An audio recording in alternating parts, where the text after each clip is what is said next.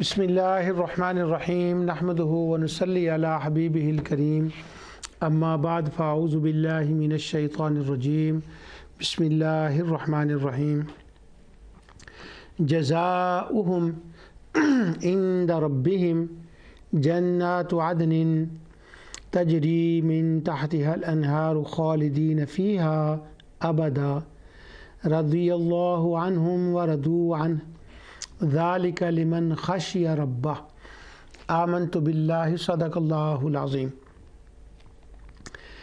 ناظرین، پروگرام ازالہ شبہات میں اللہ تعالیٰ کی رحمت، اس کی توفیق اور عنایت سے اور آقا دو جہاں صلی اللہ علیہ وسلم کے وسیلے سے سورۃ البینہ کا ترجمہ آپ کی خدمت میں عرض کر رہا ہوں۔ سورۃ البینہ 8 آیات کی سورت ہے اور آج اس کی آخری آیت کا ترجمہ میں آپ کی خدمت میں عرض کر رہا ہوں۔ اللہ سبحانہ و تعالیٰ فرماتا ہے کہ ان الذین آمنوا وعملوا الصالحات اولئک هم خیر البریہ، بے شک جو لوگ ایمان لائے اور نیک عمل کیے یہ لوگ بہترین خلائق ہیں، اور ان کا بدلہ ان کے رب کے پاس ہمیشگی والی جنتیں ہیں جن کے نیچے نہریں بہہ رہی ہیں، جن میں وہ ہمیشہ رہیں گے۔ اللہ تعالیٰ ان سے راضی ہوا اور یہ اس سے راضی ہوئے۔ یہ ہے اس کے لیے جو اپنے پروردگار سے ڈرے۔ یہ اس کا ترجمہ ہے لفظی جو میں نے آپ کی خدمت میں عرض کیا۔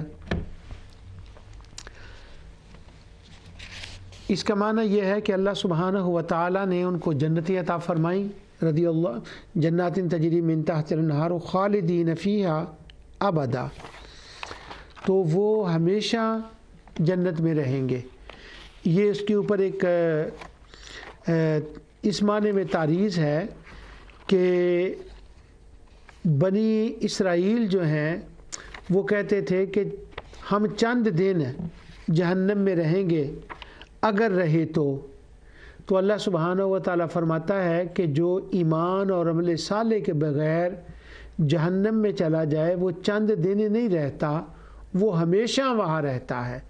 ہاں، جو جنت میں ایمان اور عمل صالح کے ساتھ جاتا ہے، اور ظاہر ہے کہ جنت میں ایمان اور عمل صالح کے ساتھ ہی جاتا ہے، وہ ہمیشہ وہاں رہتا ہے۔ خالدین فیہا ابدا، یہ نہیں ہے کہ ایمان اور عمل صالح کے بغیر تم چند دن کے لیے جہنم میں چلے جاؤ اور پھر ہمیشہ کے لیے جنت میں آ جاؤ۔ تو اللہ سبحانہ و تعالیٰ نے ان کے اوپر یہ ایک تعریض فرمائی۔ اب اس آیت کے اندر رضی اللہ عنہ ورضوا عنہ، جنت کی بات تو پچھلے پروگرام میں ہو گئی تھی، یہاں سے ہم اس بات کو شروع کرتے ہیں۔ یعنی جب وہ دنیا میں تھے تو اللہ کی رضا یہ تھی، اللہ تعالیٰ کو دنیا میں بندے سے راضی ہونا یہ معنی ہے کہ اللہ تعالیٰ ان کو توفیق دیتا ہے کہ وہ ایمان لائیں اور عمل صالح کریں اور اس رستے میں پیش آنے والی مشکلات کا مقابلہ کریں اور اس پر جم کر رہیں، اور وہ کوئی شکوہ شکایت نہ کریں کہ اللہ تعالیٰ نے ہمیں ایمان اور عمل صالح کا مکلف ہی کیوں کیا۔ پچھلے پروگرام میں نے وہ آیت پڑھی تھی کہ والذین آمنوا وعملوا الصالحات لا نکلف نفسا الا وسعها، اللہ نے جو ایمان اور عمل صالح کرنے کا ہمیں حکم فرمایا ہے یہ ہماری عین طاقت کے مطابق ہے۔ یعنی یہ وہ کام نہیں ہے کہ اللہ تعالیٰ نے ہمیں کہا ہے کہ ہم اس کو کر نہ سکیں، اور وہ ذوق اور شوق سے اور راضی اور خوش ہو کر اور دل جمی کے ساتھ وہ کام کرتے ہیں دنیا کے اندر جب وہ رہتے ہیں۔ اور اللہ سبحانہ و تعالیٰ کا ان کے اوپر یہ کرم ہے۔ اور پھر ایک بات ہے کہ جو میں نے پچھلے پروگرام میں کہی کہ جب کوئی بندہ کسی منزل کو پانے کے لیے کوئی کام کر رہا ہوتا ہے تو اس کام کے کرنے کے وقت رستے میں جو تکالیف آتی ہیں وہ اس کو تکالیف نہیں لگتی، وہ اس کو آسان لگتا ہے، کیونکہ اس کی ڈیسٹینیشن، اس کی منزل پر اس کی نظر ہوتی ہے کہ میں نے یہاں سے گزر کے جانا ہے اور یہ مشکلات رستے میں آئیں گی، تو وہ بندہ خوش ہو کر ان کاموں کو کر رہا ہوتا ہے، اور یہ اللہ تعالیٰ کی توفیق سے ہوتا ہے۔ اور ورضوا عنہ، اور اللہ تعالیٰ ان سے راضی، یعنی دنیا میں اللہ تعالیٰ ان کے کام پر ان سے راضی ہے کہ یہ ایمان اور عمل صالح انہوں نے کیے اور وہ اس پر استقامت دکھا رہے ہیں، وہ جم کر کام کر رہے ہیں، کوئی شکوہ شکایت نہیں کر رہے۔ یہ اللہ نے ہمیں کیا مصیبت ڈال دی ہے کہ ہم کعبے کی گرد 7 چکر لگائیں، نہیں، وہ خوش ہو کر آنسوؤں کے ساتھ وہ کام کر رہے ہیں، اس لیے اللہ تعالیٰ ان سے راضی ہے دنیا میں۔ اور جب وہ وہاں پہنچتے ہیں تو اللہ سبحانہ و تعالیٰ ان کو، اللہ تعالیٰ کی طرف سے وہ ساری نعمتیں ان کو ملتی ہیں، اور اللہ تعالیٰ ان کو عنایت فرماتا ہے، ان کی اور خوشی ہو جاتی ہے۔ تو اللہ سبحانہ و تعالیٰ نے اس کو رضو ان تعبیر، اسے سے تعبیر فرمایا۔ یہ رضی اللہ عنہ جو لفظ ہے، اس پر میں واپس دوبارہ پھر آتا ہوں کہ اللہ تعالیٰ ان سے راضی اور وہ اللہ سے راضی۔ اس کے بعد ہے ذالک لمن خشی ربہ۔ اس کا معنی یہ ہے کہ اللہ تعالیٰ خشیہ اور خوف یہ مترادف ہے۔ اللہ تعالیٰ فرماتا ہے کہ یہ سارا کچھ ان کو اس لیے ملا کہ انہوں نے اپنے رب کے خوف سے یہ سارا کچھ کیا۔ اس میں پہلی بات تو یہ ہے کہ یہ جو عنایات ہوئی ہیں یہ کسی نسل کی وجہ سے نہیں، بلکہ ان کے ایمان اور عمل صالح اور ان کے رب سے خشیت کی وجہ سے ہے۔ یہ مشرکین پر تعریض ہے۔ اور دوسری بات یہ ہے کہ انہوں نے پردہ غیب میں رہ کر اس ذات کو مانا، اس پر ایمان لائے، انہوں نے کوئی مطالبہ پیش نہیں کیا۔ جیسے مشرکین اہل کتاب کا یہ مطالبہ تھا کہ لن نؤمن لک حتی نری اللہ جہرۃ، ہم موسیٰ کو اس وقت تک نہیں مانتے جب تک ہم اللہ تعالیٰ کو دیکھ نہ لیں۔ اور مشرک کہتے تھے او تأتی باللہ والملائکہ، اللہ ہمارے سامنے آ جائے، او نرا ربنا لولا انزل علینا الملائکۃ او نرا ربنا، ہم تب مانیں گے ہم ملائکہ کو دیکھیں، رب کو دیکھیں۔ اور بن دیکھے خشیت کی قرآن میں مختلف مقامات پر تعریف کی گئی ہے۔ اللہ فرماتا ہے ان الذین یخشون ربهم بالغیب لہم مغفرۃ واجر کبیر، یعنی ایمان اور عمل صالح اور خشیت کے سبب ان کو یہ نعمتیں ملی ہیں۔ اب یہ جو خشیت کا لفظ ہے خوف کے معنی میں ہے۔ خشیت کے 2 معنی ہوتے ہیں۔ یہ ایک خشیت کا معنی خشیت خوف کا مترادف ہے، اور ہمارے عرف میں عموماً خوف کے معنی میں منفی پہلو اس کے اندر غالب ہوتا ہے۔ مثلا جیسے ہم کہتے ہیں ہمیں فلاں چیز سے خوف ہے کہ وہ کہیں ہمیں نقصان نہ پہنچا دے، یا ہمیں اس کے شر سے خوف ہے، تو یہ ایک خوف کا اور خشیت کا معنی ہوتا ہے ڈر کے رہنا، ڈر کے کسی کرنا، کہیں اچھا یہ نہ ہو جائے، اگر یہ نہ کیا تو یہ نہ ہو جائے، یہ خوف کا معنی اور خشیت کا معنی۔ مگر جو اللہ یہاں لفظ ہے ذالک لمن خشی ربہ، کہ وہ اپنے رب سے خشیت کرتے ہیں، اپنے رب سے خوف میں رہتے ہیں، جو میں نے ابھی ترجمہ پڑھا ہے اس کے اندر ہے کہ وہ اپنے پروردگار سے ڈرے، یعنی فیئرڈ۔ اب یہاں میں اس بات کی دوسرا معنی میں اس لیے میں بیان کرنا چاہتا ہوں کہ یہاں لفظ ہے رب کا، اپنے رب سے ڈرے، تو یہاں خشیت کا کیا معنی ہوتا ہے؟ امام راغب اصفہانی نے المفردات کے اندر خشیہ کا جو معنی کیا ہے وہ یہ ہے، کہتے ہیں کہ اللہ تعالیٰ کے لیے جب یہ لفظ استعمال ہوتا ہے تو اس کا دوسرا معنی مراد ہوتا ہے خشیت کا۔ وہ خشیت کا کون سا معنی ہے؟ امام راغب کہتے ہیں کہ دوسرا معنی اس کا ہوتا ہے خوف یشوبۃ تعظیم واکثر ما یکون ذلک عن علم بما یخشی منہ۔ وہ کہتے ہیں کہ خشیہ اس خوف کو کہتے ہیں کہ جو بندے پر وہ خوف طاری ہوتا ہے کہ جو اللہ تعالیٰ کی عظمت، اس کی شان، اس کی جلال جب بندے کے سامنے آتی ہے تو بندہ اس کی عظمت اور شان کو دیکھ کر اللہ کے سامنے ڈھیر ہو جاتا ہے کہ واہ واہ واہ واہ واہ، اس کی یہ قدرتیں، اس نے ایسے پہاڑ بنائے، اس نے یہ آسمان بنائے، اس نے یہ زمین بنائی، اس نے یہ سمندر بنائے، تو جب وہ غور و فکر کرتا ہے تو راغب کہتے ہیں کہ ما یکون عن ذالک علم عن علم بما یخشا، تو جب اس کو یہ علم ہوتا ہے کہ اللہ تعالیٰ کی یہ قدرت، اس کی شان، یہ تعظیم، تو تعظیم، تو وہ اس تعظیم اور اس کے کمالات کے سامنے جب جھکتا ہے تو اس کو کہتے ہیں کہ وہ اللہ تعالیٰ سے ڈرا۔ اب یہاں ڈرا نہیں مانا ٹھیک، اس کا معنی ہے وہ جھکا، اس کی قدرت، اس کی شان اور اس کی عظمت کے سامنے وہ جھکا۔ کیوں؟ اس اگر یہ اور اس خوف کو کہتے ہیں جو اس کی عظمت کی وجہ سے دل پر طاری ہوتا ہے، اور یہ بات عام طور پر اس چیز کا علم ہونے سے ہوتی ہے، اس کی عظمت شان کے سامنے بندہ ڈھیر ہو جاتا ہے، اور جو کچھ اس نے بتایا اگر یہ کرو گے تو اس کا یہ نتیجہ ہوگا، اگر یہ کرو گے تو اس کا برا نتیجہ ہوگا، تو وہ اس نتیجہ سے خوف زدہ رہتے ہیں جو ان کے رب نے ان کو بتایا ہے، کیونکہ رب نے انہیں بتا دیا تھا کہ اگر ایمان اور عمل صالح کیا تو اس کا نتیجہ جنت اور خیر البریہ، اور اگر ایمان نہ لائے اور عمل صالح نہ کیا تو اس کا نتیجہ نار، جہنم اور شر البریہ۔ اس صورت کے مطابق نبی کریم صلی اللہ علیہ وسلم نے ان کو یہ بتا دیا تھا کہ راستے دو ہیں، ایک رحمان کا راستہ، ایک شیطان کا راستہ۔ تمام انبیاء علیہ السلام نے خصوصاً نبی کریم صلی اللہ علیہ وسلم نے صوف کی تلاوت فرما کر یہ آگاہ فرما دیا تھا کہ یہ دو راستے ہیں۔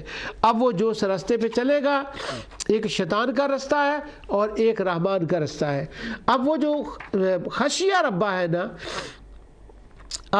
ہم جب کھڑے ہوں سمندر کے اوپر، آسمان کے تاروں کو دیکھیں، چاند کو دیکھیں، سورج، زمین، اور یہاں جو ہمارا علاقہ ہے یہاں پر اس کے موٹر وے پر جاتے ہوئے دائیں بائیں جب اس کی قدرتوں کو دیکھیں تو خدا کی عظمت، اس کی شان کا ایک رعب پڑتا ہے دل کے اوپر۔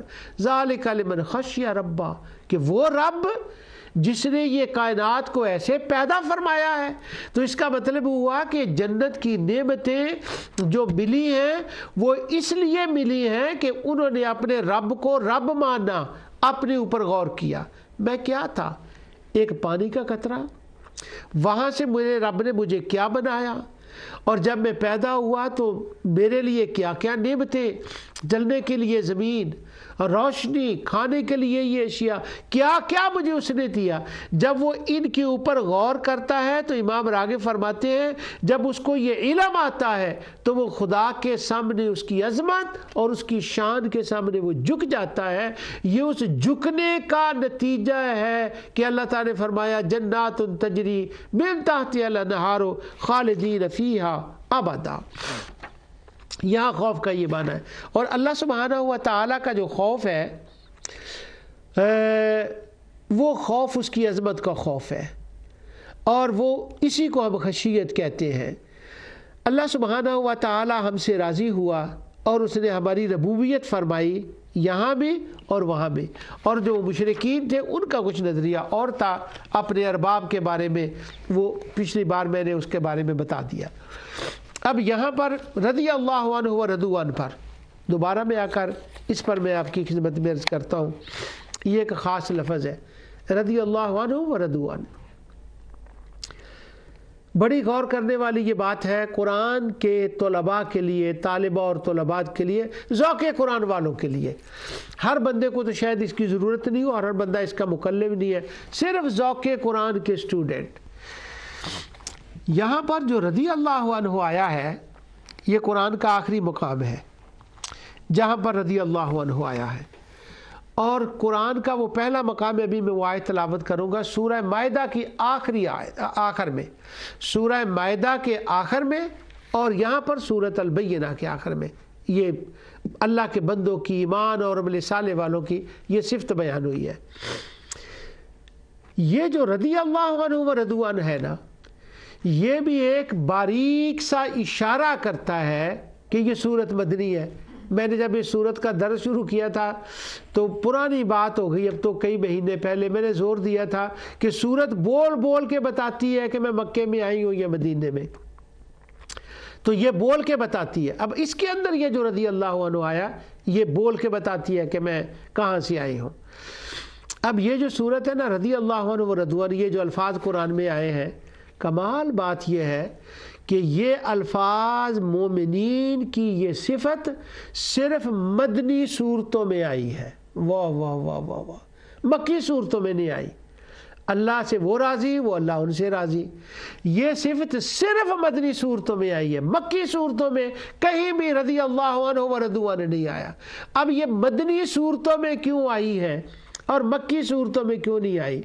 وہ اس لیے نہیں آئی کہ آقا دو جہاں صلی اللہ علیہ وسلم کا ذکر، آمد کا ذکر ہے اس صورت کے اندر.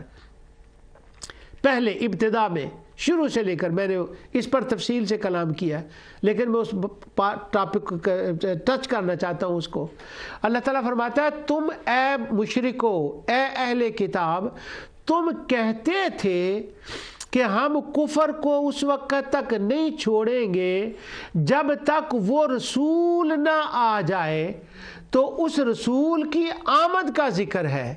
تو اب وہ جو پہلی کتابیں تھیں نا اہل کتاب کی، ان کتابوں کے اندر جو رسول اللہ صلی اللہ علیہ وسلم کی آمد کی نشانیاں بیان کی گئی تھیں، جو ذکر کیا گیا تھا حضور کی آمد کا، ان نشانیوں میں ایک نشانی یہ تھی کہ جب وہ رسول آئے گا تو اس رسول کے لیے اور رسول کی وساطت سے، اس کے ذریعے سے، اس کے تھرو سے، اس کے جو وہ ماننے والے ہوں گے جنہوں نے ایمان اور عمل صالح کیا ہوگا، ان کے لیے اللہ ان کو ٹائٹل دے گا رضی اللہ عنہم ورضوا عنہ. کیا بات ہے، واہ واہ واہ واہ واہ. پہلی کتابوں میں یہ لکھ دیا گیا تھا کہ اس امت کی یہ نشانی ہوگی کہ ان کو رضی اللہ عنہ کہا جائے گا، ورضوا عنہ ان کو کہا جائے گا.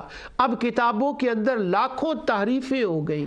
اب لاکھوں تحریفوں کے باوجود اس کا کچھ نہ کچھ حصہ پرانی کتابوں میں آج بھی رہ گیا ہے کہ جس کی وجہ سے یہ کہا گیا ہے کہ وہ لفظ وہاں پر رہ گئے. جس زمانے میں انٹرفیتھ کی میٹنگ میں انٹرفیتھ کے ساتھ جوائن تھا، بڑے تجربات ہوئے. اس وقت کئی مرتبہ اس بات کا ذکر آیا کہ رضی اللہ عنہ ورضوا عنہ یہ امت محمدیہ کی نشانی ہے.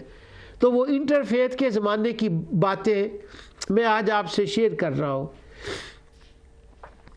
ایسے بس یہ اتفاق ہو گیا ہے کہ پہلی کتابوں کے اندر حضور کا ذکر، یہ میں نے کبھی ٹاپک بیان نہیں کیا، اللہ تعالیٰ نے موقع دیا تو انشاءاللہ میں اس کے اوپر کروں گا، لیکن آج تھوڑا سا ہلکا سا اس کا ذکر ہو جائے. یسایا اور اشعیا، اس کو دونوں طرح اس کتاب کا نام ہے. ارمیہ اس کو کہتے ہیں، ارمایا انگلش میں ہم اس کو ارمایا کہتے ہیں.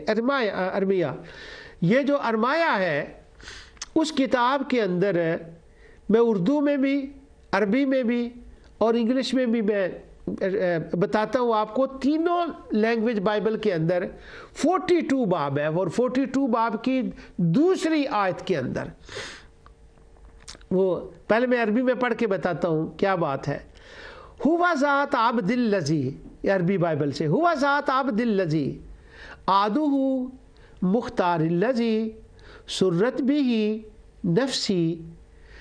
فرمایا کہ وہ میرا بندہ عبدی ہی، جس کو قرآن میں کہا ہے، جب وہ آئے گا تو اس کی شان یہ ہوگی کہ پہلی بات یہ ہوگی میں اس کو سنبھالوں گا، اور مختار الذی وہ میرا مصطفیٰ ہوگا، وہ میرا چنا ہوا ہوگا، وہ میرا برگزیدہ ہوگا.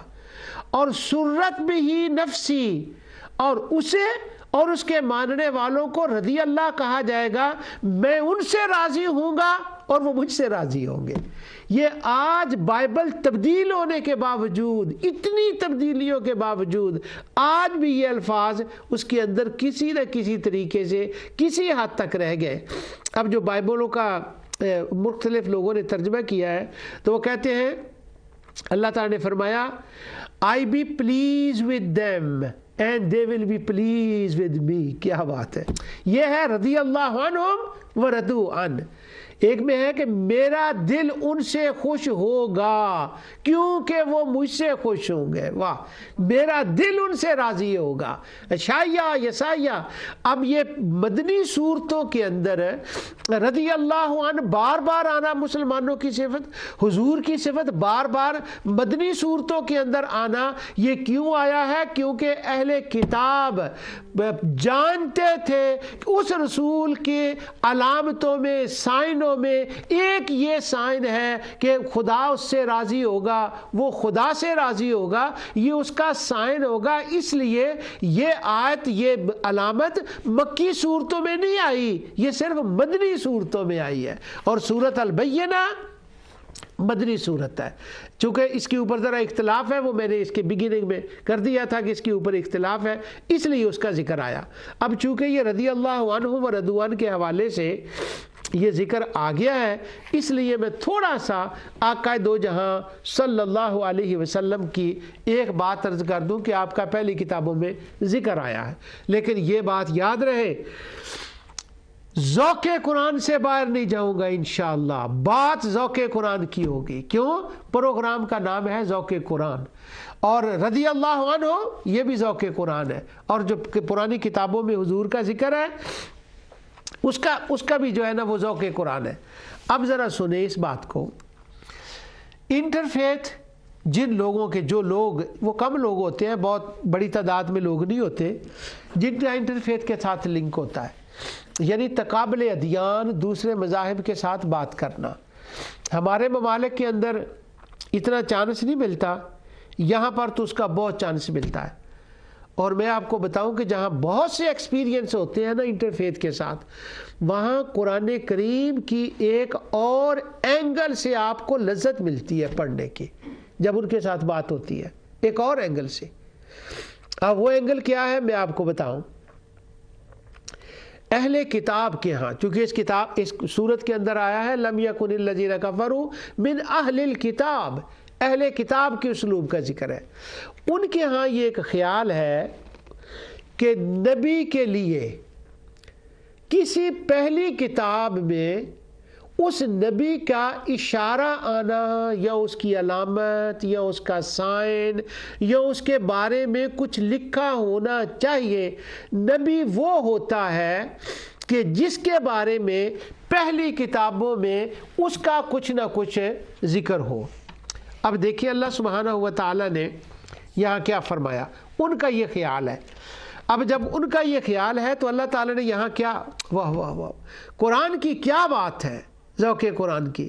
اللہ تعالیٰ فرماتا ہے تمہارا یہ خیال ہے کہ پہلی کتابوں میں اس کا ذکر ہونا چاہیے.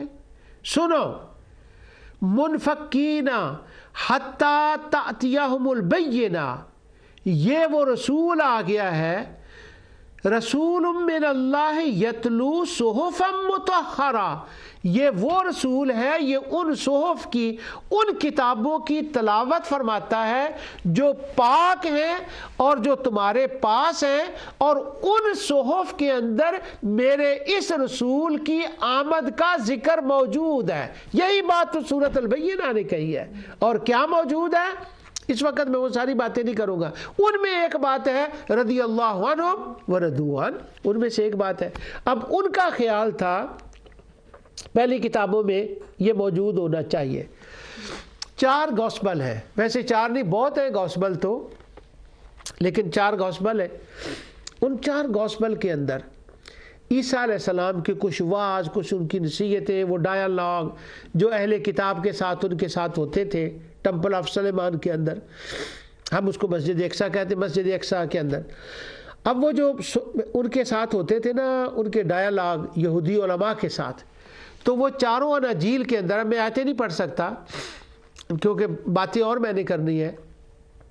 عیسیٰ علیہ السلام کہتے ہیں it is written, it is written, یوں کہتے ہیں یہ جو بات میں تم سے کہہ رہا ہوں یہ لکھی ہوئی نہیں ہے, ہاں یہ لکھی ہوئی ہے کتابوں کے اندر. تو عیسیٰ علیہ السلام ان کو پہلی کتابوں کا حوالہ دیتے ہیں, کیونکہ وہ یہ کہتے تھے کہ رسول کا ذکر پہلی کتابوں میں ہونا چاہیے.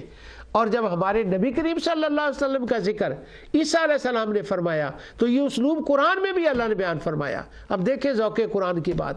عیسیٰ علیہ السلام کی تقریر ہے.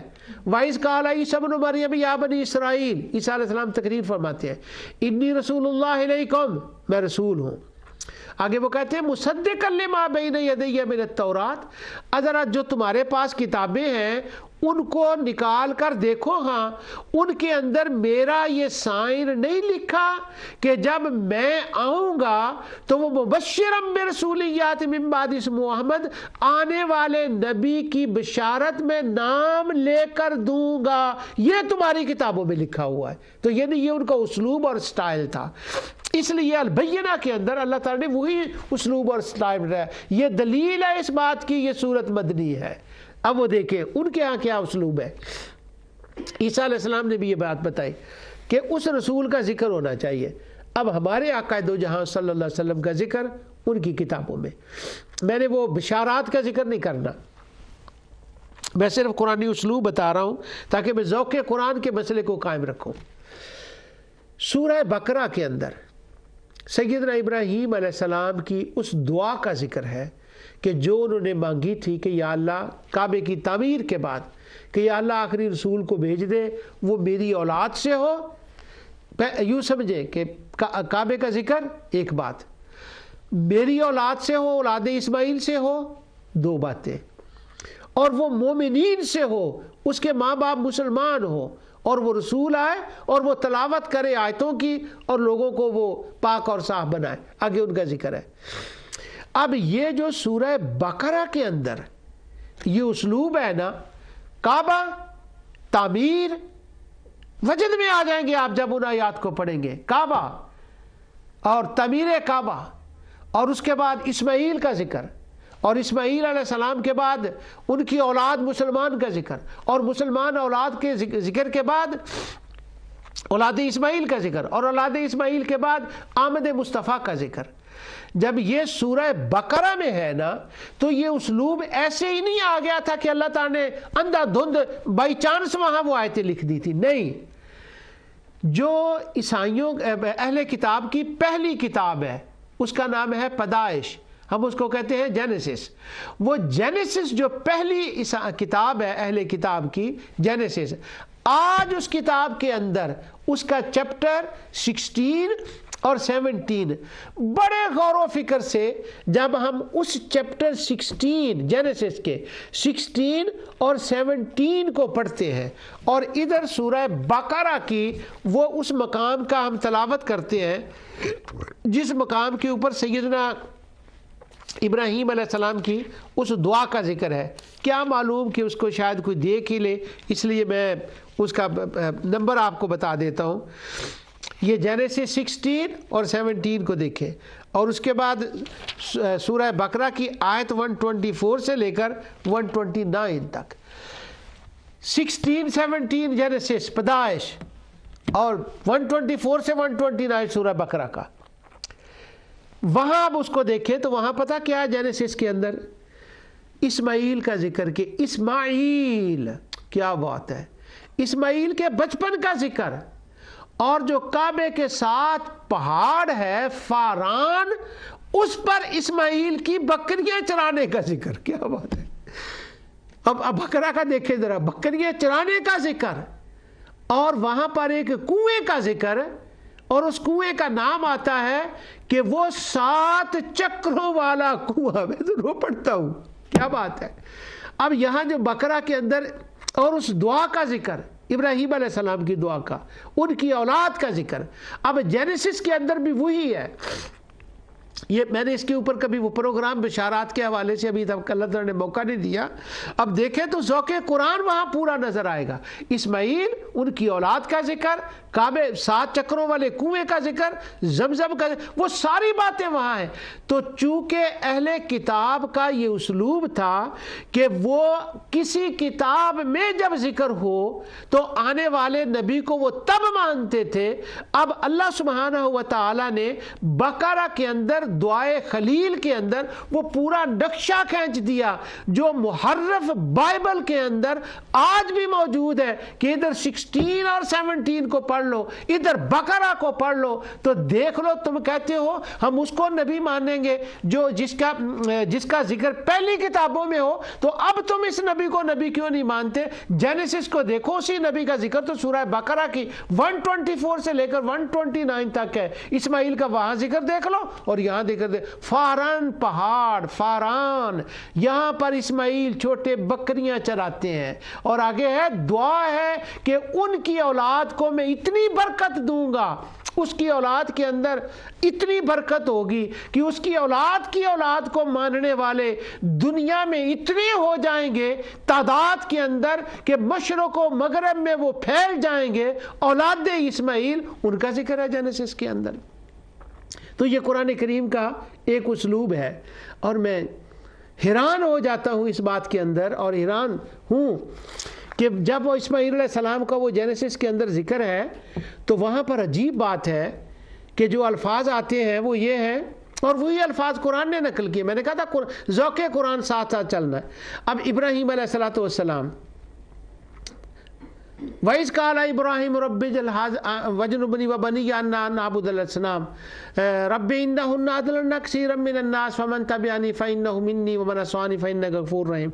آگے فرماتے ہیں رَبَّنَا إِنِّي أَسْكَنتُ مِن ذُرِّيَّتِي بِوَادٍ غَيْرِ ذِي زَرْعٍ، اے اللہ میں ایسی زمین میں اپنے بیٹے اسماعیل کو آباد کر رہا ہوں جو بیابان ہے۔ واہ واہ واہ واہ، وجد آتا ہے جو بیابان ہے۔ بیابان کا مطلب ہے کہ یہ زرخیز نہیں ہے، اور جینیسس کے اندر 16 اور 17 کو جب پڑھے تو وہاں آتا ہے کہ اسماعیل بیابان میں بکریاں چرایا کرتا تھا، وہ فاران کے اوپر بکریاں چرایا کرتا تھا۔ اور لفظ عرب جو ہے، اب جو بائبل کی ایکسپرٹ ہیں، عبرانی زبان کے ایکسپرٹ ہیں، وہ اس بات کو جانتے ہیں کہ ہیبرو کے اندر عرب کا معنی ہوتا ہے غیر ذی زرع، اور اس کا معنی ہوتا ہے عرب۔ اب غیر ذی زرع بیابان، غیر زرخیز علاقے کو بیابان عرب کہتے ہیں ہیبرو کے اندر، اور اسی کو وہ غیر ذی زرع کہتے ہیں، اور قرآن نے اسی کو کہا ہے کہ غیر ذی زرع عند بیتک المحرم۔ تو پہلی کتابوں میں آقا دو جہاں صلی اللہ علیہ وسلم کا یہ ذکر خیر ہے، اور یہ اس کا اسلوب ہے۔ اب میں نے اس بات کو ٹچ اس لیے کیا کہ آج مجھے اللہ تعالیٰ نے یہ موقع دے دیا، رضی اللہ عنہ ورضوا عنہ۔ تو وہ شایعہ کے فرماتے ہیں، ہمیں پتہ نہیں کہ وہ نبی تھے یا نہیں، لیکن وہ اہل کتاب ان کو نبی کہتے ہیں۔ ہم کسی کو نبی اس وقت تک نہیں کہہ سکتے جب تک قرآن نے اس کا کنفرم نہ کیا ہو کہ یہ واقعی نبی ہیں۔ تو وہ لکھتے ہیں کہ سرت بھی نفسی، میں اس سے راضی ہو گیا، وہ مجھ سے راضی ہو گیا، میرا دل خوش ہو گیا اس سے، میں خوش ہوں اس سے۔ تو یہ اس کے حضور نبی صلی اللہ علیہ وسلم کی آمد کا ذکر ہے۔ اب یہ تھوڑا سا میں نے آپ کو اس کو بتا دیا۔ اب ایک حدیث، ایک اس کا تذکرہ سنیں، اور انہی آیات کی تفسیر میں ہے۔ وہ صحابہ کرام میں کچھ لوگ تھے، اور وہ لوگ وہ تھے کہ جو بڑے ایکسپرٹ تھے پہلی کتابوں کے، بائبل، اور بائبل کا معنی کتب سابقہ، وہ کتاب اس کا مطلب ہوتا ہے۔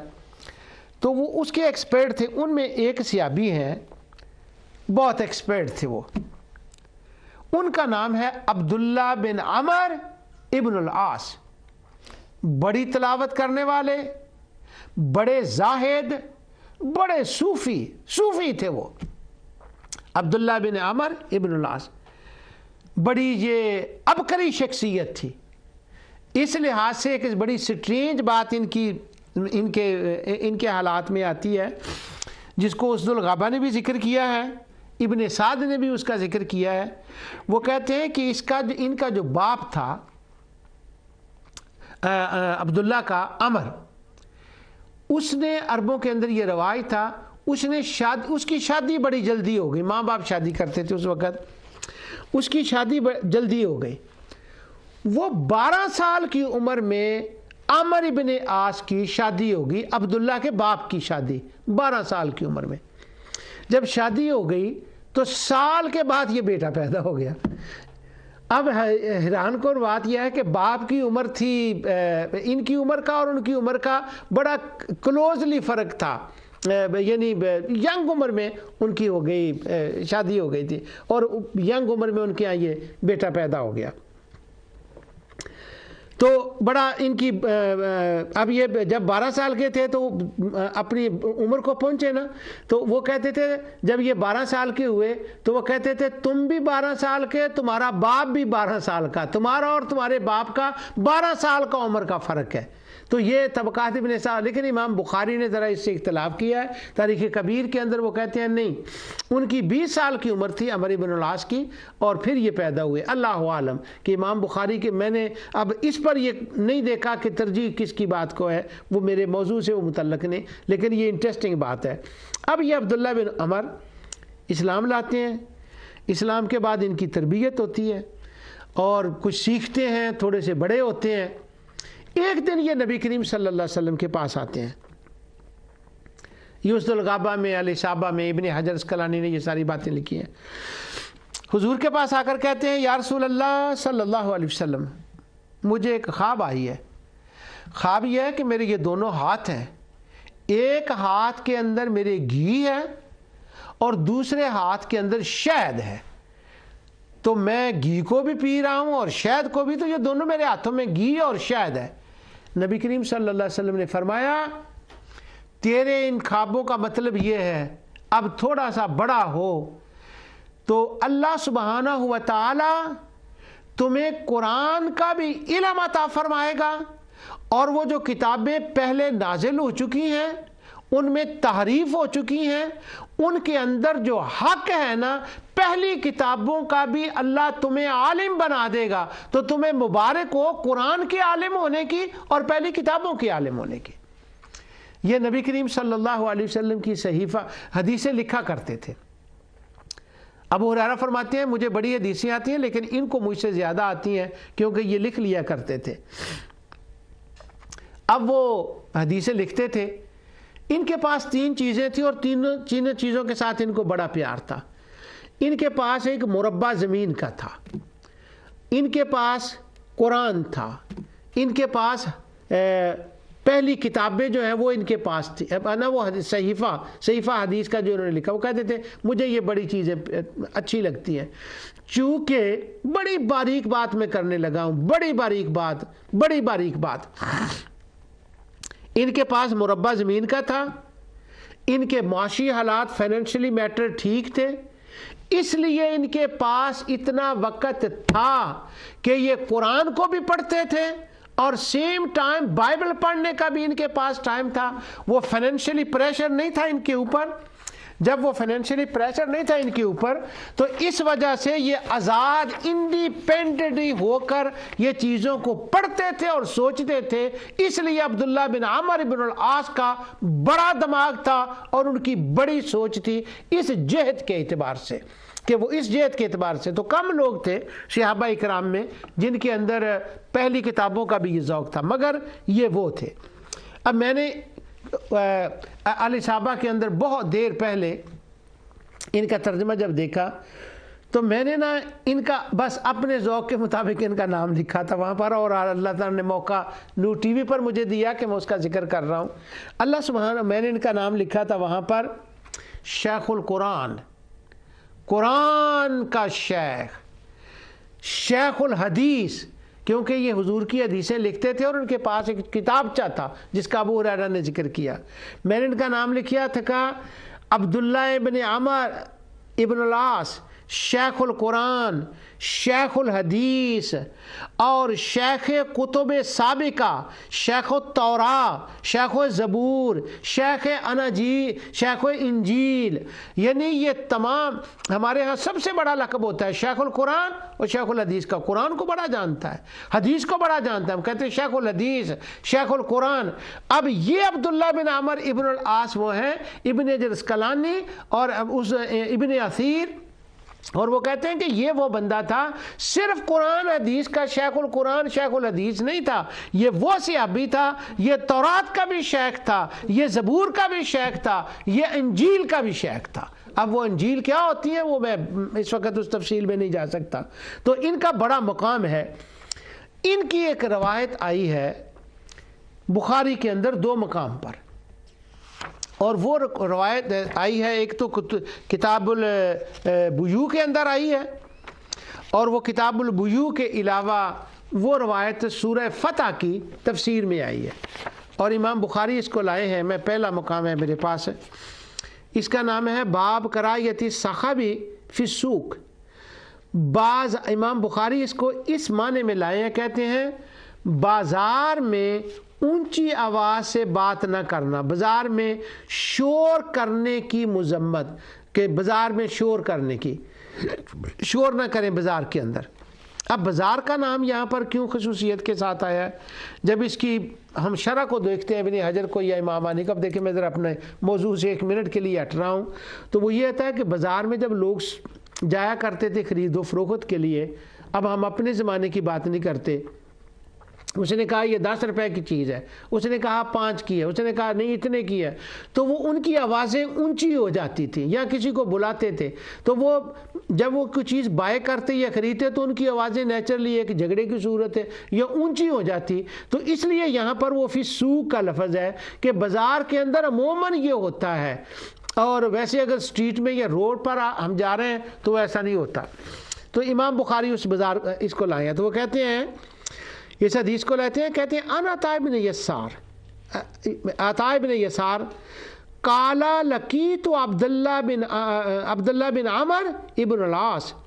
تو وہ کہتے ہیں میں, عطاء بن یسار کہتے ہیں میں عبداللہ بن عمر العاص, جس کا یہ سارا میں ترجمہ پڑھ چکا ہوں, ان سے میں ملا, ان کے شاگرد کہتے ہیں.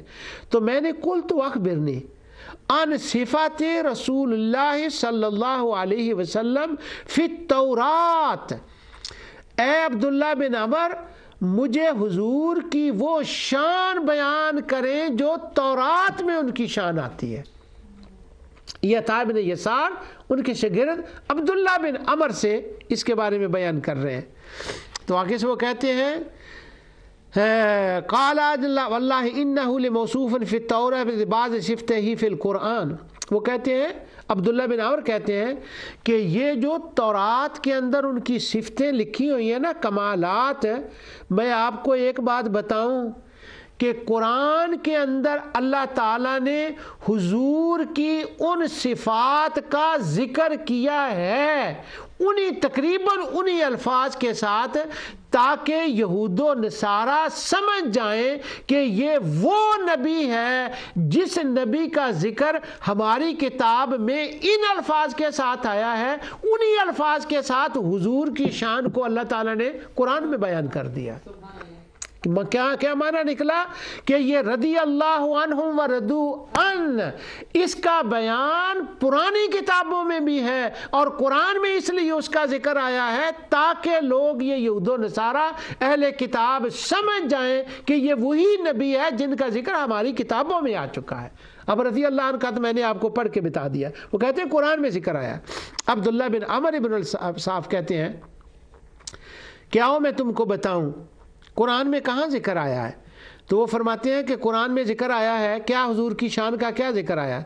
وہ فرماتے ہیں اللہ تعالیٰ قرآن میں فرماتا ہے یا ایھا النبی انا ارسلناک شاہدا و مبشرا و نذیرا. تو وہ کہتے ہیں یہ جو نام حضور کے آئے ہیں, نبی, شاہد, مبشر, نذیر, تو یہ چاروں نام حضور کے تورات میں اسی طریقے سے لکھے ہیں جس طریقے سے اللہ تعالیٰ نے ان کا قرآن میں بیان فرمایا ہے. اب وہ پرانی میری پہلی بات کو ایک بار پھر میں لاتا ہوں. اہل کتاب کہتے ہیں ہم اس نبی کو مانتے ہیں جس کا ذکر ہماری کتاب میں آیا ہو. تو اللہ تعالیٰ نے جب یا ایھا النبی انا ارسلناک شاہدا و مبشرا و نذیرا یہ نام ذکر کیے ہیں, اس کا مطلب ہے یہ نہیں کہ حضور کے صرف یہی نام ہے. قرآن میں جہاں حضور کے نام آئے ہیں ان ناموں کا اللہ تعالیٰ نے قرآن میں ذکر کیا ہے. جو نام ان کی کتابوں میں لکھے تھے اور مشرکوں نے ان سے حضور کے وہ نام سنے تھے, ان سارے ناموں کا اللہ تعالیٰ نے, حضور کے ان سارے ناموں کا اللہ تعالیٰ نے قرآن میں ذکر فرما دیا. یا ایھا النبی انا ارسلناک شاہدا ومبشرا ونذیرا. یہ بات امام بخاری یہاں کتاب البیوع میں بھی لائے ہیں، اور جب انہوں نے تفسیر کی ہے امام بخاری نے سورہ فتح کے اندر، چونکہ وہاں بھی یہ آیت آتی ہے انا ارسلناک شاہدا ومبشرا ونذیرا لتؤمنوا باللہ ورسولہ وتعزروہ وتوقروہ وتسبحوہ بکرۃ واصیلا، وہاں بھی وہ لائے ہیں.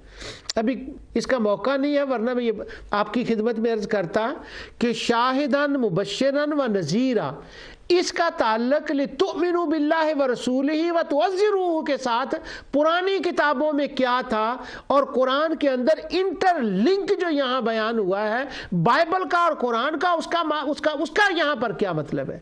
یہ میری زندگی آج کے پروگرام میں وہ انٹرفیت کے زمانے کا پورا درس میں دے رہا ہوں. میں نے اللہ تعالیٰ کے فضل و کرم سے اہل کتاب کے سامنے بیٹھ کر یہ قرآن کی آیات اور بائبل کی آیات کا تقابل کر کے زندگی گزر گئی ہے، ان باتوں کو بتایا ہے، اور ان باتوں کو وہ ماننے پر مجبور ہوتے ہیں اور ایکسیپٹ کرتے ہیں. کوئی کلمہ پڑھے یا نہ پڑھے وہ تو اللہ تعالیٰ کا فیصلہ ہے، وہ تو اس کے ہاتھ میں ہے، لیکن یہ باتیں حق، اتنا حق ہے کہ اللہ سبحانہ و تعالیٰ فرماتا حتیٰ تأتی یوم البینہ، وہ رسول آ گیا ہے جو کھلی ہوئی نشانیاں تمہارے کتاب کے اندر ہیں، یہ اس رسول کے اوپر ہے. اب ذرا انجوائے کریں اگلے کیا فرماتے ہیں. یہ بخاری کے اندر میں پڑھ رہا ہوں. مسئلہ کیا ہوا، امام بخاری نے حضور کی شان کے اندر کمال احادیث کا ذکر کیا. پچھلے زمانے میں قرآن فہمی کے اندر اور قرآن کی لذت کے اندر آڑے آ گئے تھے خوارج، معتزلہ، جبریہ، قدریہ، مجسمہ، حشویہ. انہوں نے اتنا وہ اپنا کھڑے کر دیے مسائل کہ ہم انہی کا جواب دینے میں رہ گئے. اور اسی طرح بخاری کے رفع دین اور قرات خلف الامام، بس اسی کا نام بخاری آ گیا، وہ ساری روایتیں اسی کا. اب دیکھیں عبداللہ بن عمرو بن العاص، امام بخاری کہتے ہیں، فرماتے ہیں، اب یہ حضور کے انہوں نے 4 نام بتائے. اب وہ حدیث کنٹینیو آگے کہتے ہیں وَحِرْزًا لِلْأُمِّيِّينَ. پرانی کتابوں میں دوبارہ پڑھتا ہوں، بڑا مزہ آتا ہے مجھے اس بات کرنے. کہتے ہیں قُلْتُ أَخْبِرْنِي عَنْ صِفَاتِ رسول اللہ، ہمیں وہ تورات کی بات بتائیں، حضور کی کیا شان ہے. تو وہ کہتے ہیں، عبداللہ بن عباس کہتے ہیں، میں شیخ التورات تمہیں بتا رہا ہوں، میں شیخ زبور، شیخ انجیل تمہیں بتا رہا ہوں. پرانی کتابوں میں حضور کے نام لکھے تھے، وہ نبی ہیں، وہ شاہد ہیں، وہ مبشر ہیں، وہ نذیر ہیں، یہ ساری ان میں لکھے تھے. اور آگے یہ لکھا تھا کہ حرزن للأمیین، وہ مکے کے رہنے والے لوگوں کے اندر آئیں گے اور ان کی وہ حفاظت کریں گے. اور قرآن کے اندر آتا ہے وَاخْفِضْ جَنَاحَكَ لِلْمُؤْمِنِينَ، اے میرے حبیب تیری یہ شان تورات میں بیان ہوئی ہے کہ تو ان کی حفاظت کرے گا. وَاخْفِضْ جَنَاحَكَ لِلْمُؤْمِنِينَ، اب یہ کلمہ پڑھنے والے جب تیرے پاس آتے ہیں تو اپنی رحمت کے پروں کے نیچے ان کی حفاظت فرما لے. یہ امیین کا یہاں وہ پچھلے دنوں میں نے اس کے اوپر بہت پروگرام کیے تھے. امیین کا معنی ان پڑھ کر دیا گیا ہے. اور آگے ہے انت عبدی ورسولی سمیتک المتوکل، حضور کے نام یہ ہیں عبدی ورسولی، یہ میرا بندہ اور میرا رسول. وہی جو میں نے عشائیہ کا پڑھا تھا نا یہاں پر کہ ہوا ذات عبدی، وہ میرا رسول. ودعتہ روحی الیہ، یہ میں اس سے پڑھ رہا ہوں تورات سے. ودعتہ روحی الیہ فیخرق الحق للامم لا یسیح ولا یرفع ولا یسمع فی الشعر صوتہ. وہ یہ تورات کے اندر ہے کہ وہ رسول آئے گا، اور وہ کیا، یہ جتنے الفاظ ہیں یہاں پر اب عبداللہ بن عمرو بن العاص یہ لکھ رہے ہیں. وہ فرماتے ہیں کہ انت عبدی ورسولی سمیتک المتوکلا لیس بفظ ولا غیظ ولا سخاب فی الاسواق. اب امام بخاری نے اس پہ باب باندھا ہے، وہ بازاروں میں شور نہیں کریں گے. تو فرماتے ہیں عبداللہ بن ابن العاص کہ نبی ان کی یہ صفت لکھی ہوئی ہے کہ ان کا نام وہ عبدی ہی، وہ میرے عبد ہیں، وہ میرے رسول ہیں، اور وہ متوکل ہیں، اور وہ کوئی غلط بات نہیں کریں گے، گالی گلوز کوئی ایسی بات نہیں کریں گے، گالی گلوز نہیں کریں گے اس کے اندر، اور میرا دل ان سے خوش ہوگا۔ اور پھر وہ کیا کریں گے؟ وہ نہ چلائیں گے اور نہ وہ گالی گلوز کریں گے بازاروں کے اندر جا کر۔ اب یہ جو بخاری حدیث لائے ہیں اور یہ قرآن کریم کے اندر جو الفاظ ہیں، اصل میں یہ وہ الفاظ ہیں جو آقا دو جہاں صلی اللہ علیہ وسلم کی شان کے اندر کتب سابقہ میں آئے ہیں، انہی میں یہ رضی اللہ عنہ ورضوا عنہ بھی حضور کی شان میں آیا ہے۔ اب مجھے اشارہ ہو گیا، آخر ٹائم ہو گیا، یہاں پر لفظ ہے خشیہ ربہ، خوف خدا کا۔ یہاں پر ایک واقعہ حافظ ابن کثیر نے سورۃ الاعراف کی ترجمے میں لکھا، کہتے ہیں کہ نوجوان تھا، وہ جایا کرتا تھا وہاں پر نماز پڑھنے کے لیے۔ ایک دن کسی نے، عورت نے اس کو غلط نیت سے بلایا، وہ اندر گیا اور وہ خدا کے خوف سے فخر مغشیا علیہ ثم افاق علیہ فاد فماتا، وہ بے ہوش ہو کر گرا، پھر اسے ہوش آئی، پھر وہ فوت ہو گیا، فماتا، وہ فوت ہو گیا۔ جب وہ فوت ہو گیا، حضرت عمر رضی اللہ، لوگوں نے اس کو جنازہ پڑھ کے دفن کر دیا۔ حضرت عمر رضی اللہ عنہ سے پوچھا کہ وہ نوجوان کہاں ہے؟ فجا عمر فعزا فیہ، انہوں نے کہا وہ تو ہم نے ابا وکان کا دفن لیلا، وہ رات کو فوت ہو گیا، ہم نے اس کو دفن کر دیا۔ فذهب فصلى على قبره بمن معه، حضرت عمر اس کی قبر پر گئے، وہاں جا کر انہوں نے دعا فرمائی۔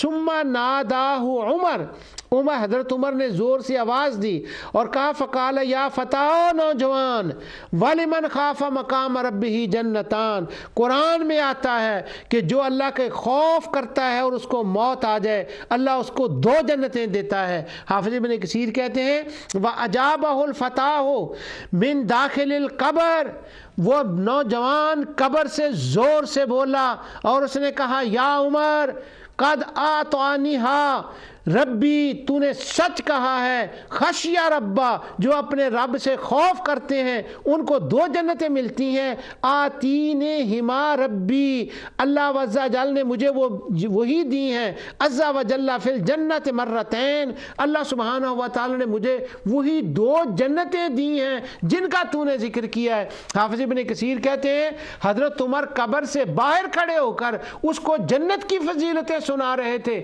وہ نوجوان قبر کے اندر لیٹ کر حضرت عمر کو کہہ رہا تھا تم تو ان کی فضیلت بیان کر رہے ہو، مجھ سے سنو، اللہ نے مجھے وہ سب کچھ عطا فرما دیا ہے۔ اور رضی اللہ تعالی عنہ، اللہ سبحانہ و تعالی جو کچھ میں نے کہا اسے قبول فرمائے۔ الحمدللہ سورۃ البینہ کا ترجمہ مکمل ہوا۔ اب اگلے پروگرام میں انشاءاللہ سورہ البینہ کے متعلقات جو چیزیں اس کے اندر آئی ہیں لیکن وہ ترجمہ طویل نہ ہو جائے، میں نے اس کو چھوڑا ہے، اگلے پروگرام میں انشاءاللہ اس پر بات کریں گے۔ جو کچھ میں نے کہا اللہ اسے قبول فرمائے، وما علیہ الا البلاغ۔